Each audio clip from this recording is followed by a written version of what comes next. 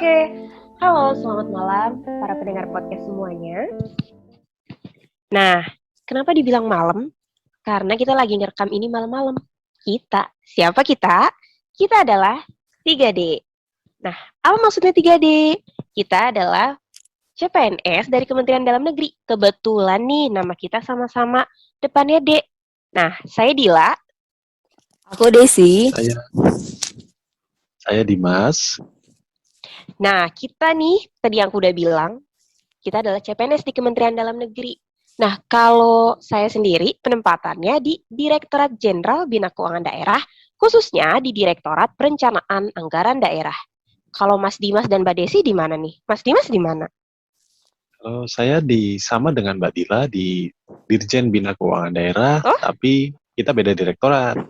Kalau saya kita di sama. Direktorat BUMD, BLUD, dan Barang Milik Daerah. Subditnya Subdit Barang Milik Daerah Wilayah 2. Oke, makasih Mas Dimas. Mbak Desi di mana nih? Oh, kalau aku di Sekretariat Jenderal. Untuk penempatannya sendiri di Biro Keuangan dan Aset, bagiannya pengelolaan barang milik negara gitu. I see. By the way, malam-malam gini enaknya kita bahas apa ya sebagai CPNS? Gimana kalau kita bahas tentang aneka aja? Mbak Dila tahu nggak nih aneka itu apa? Aneka tuh apaan sih? Mas Dimas mungkin bisa jelaskan terkait definisi aneka tuh, Mas. Nah, tadi kan kita mau bahas aneka nih, tentu harus tahu dulu tuh, apa sih aneka itu?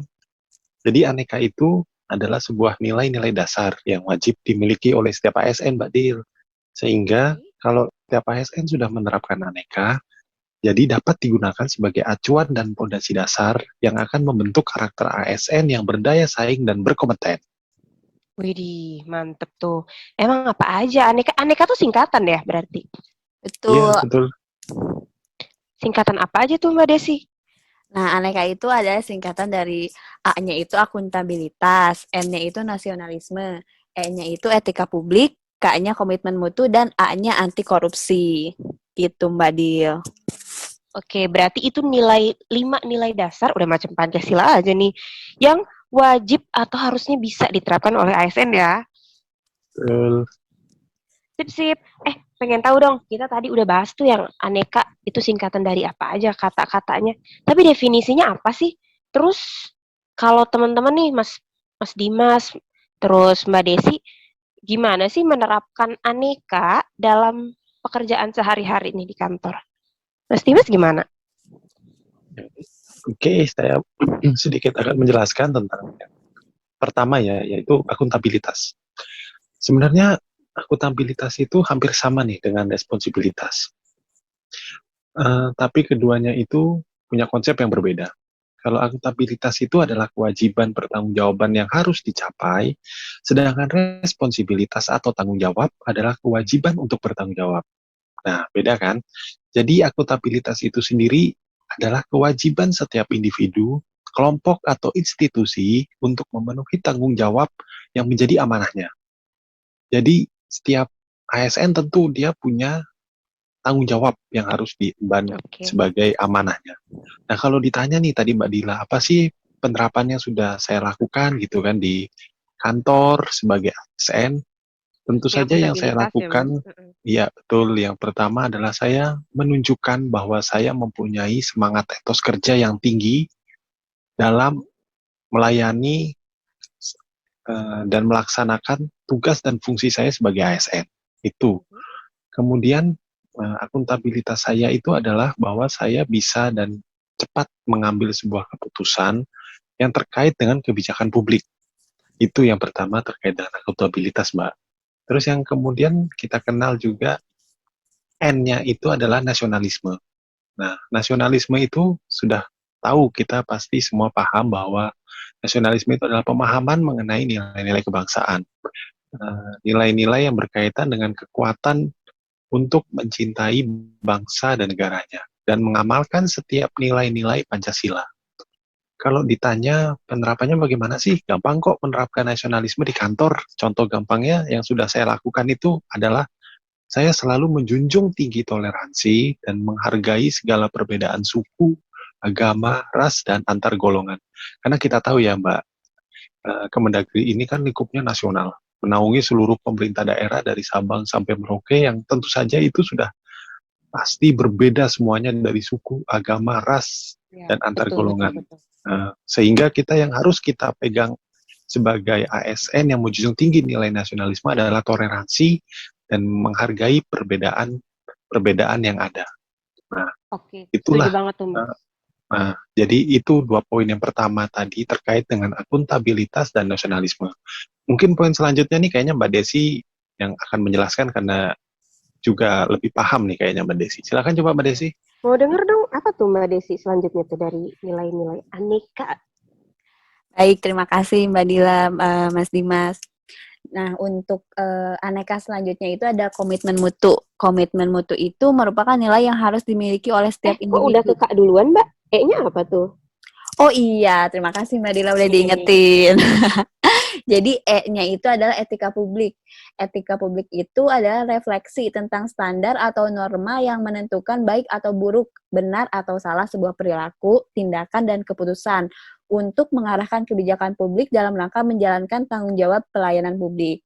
Nah, untuk penerapannya sendiri nih, di bagian saya sendiri ya Mbak ya, untuk penerapan etika publik ini, contohnya nih ketika ada dari komponen datang ke kami untuk mengajukan penghapusan barang milik negara atau penghapusan dekonsentrasi atau dan lainnya itu ketika ada tamu datang kita harus bersikap dengan sopan, santun dan melayani kebutuhan mereka atau komponen yang datang ke bagian kami gitu, Mbak.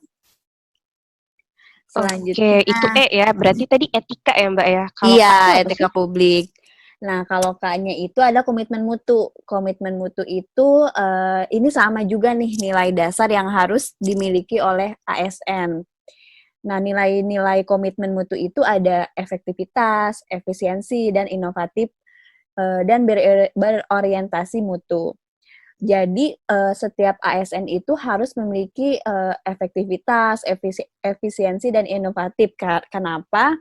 Karena untuk zaman sekarang kan teknologi udah semakin berkembang ya Mbak ya. Jadi kayaknya perlu banget nih untuk salah satu yang paling penting itu memiliki inovasi atau inovatif. Contohnya di bagian saya pada saat lagi WFH gini nih Mbak, karena kan setiap orang biasanya satu komputer mereka punya datanya masing-masing gitu ya sendiri-sendiri. Nah jadi di bagian saya ini kita memiliki inovasi baru dengan kemarin itu ada Dropbox, aplikasi Dropbox. Jadi setiap dokumen-dokumen yang penting atau dokumen-dokumen yang berkaitan dengan tupoksi kita itu kita semua upload di situ di Dropbox. Jadi ketika ada pegawai yang WFH atau rekan satu tim kita yang WFH, kita dapat tuh mengakses dokumen-dokumen tersebut tanpa harus membuka komputernya gitu. Jadi langsung bisa ke-share ke semua pegawai gitu, Mbak. Oh, berarti pokoknya kita harus adaptasi sama teknologi ya, Mbak, biar nggak ketinggalan zaman gitu. Betul, harus adaptasi Dan dan bisa melayani berinovasi. publik lebih baik gitu ya. Iya, agar kalau misalkan lagi WFH terus kayak orangnya lama dihubungin atau apa kan kita langsung buka aja dokumen atau file yang dimintakan oleh komponen, contohnya di bagian saya gitu, Mbak. Mm-mm. Nah, berarti nih buat para pendengar, kalian tuh harus paham. Sekarang kita itu ASN dan birokrasi itu udah mulai adaptif loh sama teknologi. Jadi nggak ada lagi nih birokrasi atau ASN yang jadul atau kuno. Betul. Nah, Nah, kalau anti korupsi sendiri mungkin kayaknya Mbak Dila aja deh yang ngejelasin gimana tuh, Mbak. Nah, oke. Terima kasih Mbak Desi. Jadi nilai dasar terakhir itu A kan? Aneka. A-nya apa sih? Tadi udah dibilang sama Mbak Desi, yaitu anti korupsi. Berarti kalau anti kita nggak mau nih. Sedangkan korupsi itu apa sih?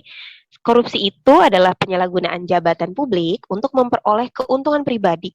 Nah, bentuk-bentuknya apa aja? Salah satunya menyuap, penggelapan dalam jabatan, pemerasan, perbuatan curang, benturan kepentingan dalam pengadaan barang dan jasa, serta gratifikasi.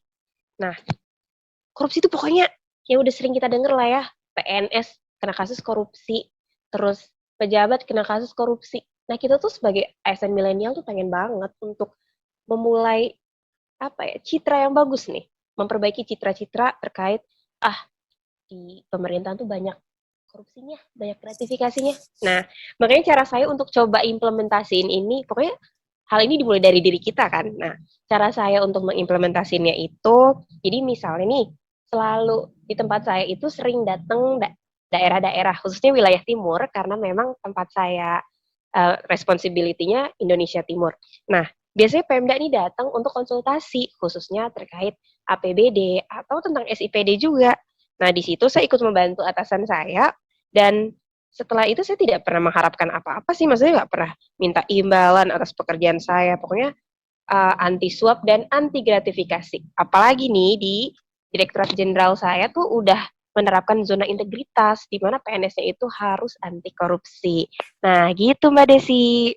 Jadi katakan tidak pada korupsi gitu ya Mbak ya. Betul. No to corruption. Katakan tidak pada korupsi. Betul banget. Nah, itu tuh kita udah menjelaskan ya tadi 5 nilai dasar yang harus dimiliki oleh PNS, khususnya ASN milenial nih. Semoga sih kita bisa menerapkan dengan baik ya, meskipun ke depan tuh mungkin ya banyak tantangan lah dalam pengimplementasiannya. Tapi selama kita bisa idealis dan ya kita bisa lah ya, kita yakin lah ya Mas Dimas dan Mbak Desi ya. Betul, harus yakin dan optimis. Harus yakin dong gitu. Nah, jadi buat teman-teman podcaster atau para pendengar nih yang pengen jadi PNS atau jadi bagian dari kita gitu ya di Kementerian Dalam Negeri, nggak usah takut kalau kita tuh kayak jadul gitu. Enggak, kita menerapkan nilai-nilai itu kok. Oke, dan itu tuh kita udah bahas ini. Kayaknya seru ya kalau misalnya kita nanti next kita ada bahas-bahas topik lain gitu ya Mbak Desi dan Mas Dimas. Boleh banget, boleh banget. Boleh banget. Semoga banyak nih yang Boleh. denger ya. Mau Kita apa kan yang sangat kita happy bahas? ya. Kita bahas. Betul. Kita bisa bahas selanjutnya tentang ASN milenial lah ya pokoknya. Pokoknya aku mau bilang makasih banget nih buat Mas Dimas dan Mbak Desi udah menyampaikan terkait aneka. Sama-sama. Sama-sama Mbak Dila. Makasih juga buat teman-teman semua yang udah dengerin. Semoga bermanfaat. Dan sampai ketemu di podcast selanjutnya. Bye-bye. Terima kasih. Terima kasih. Terima kasih.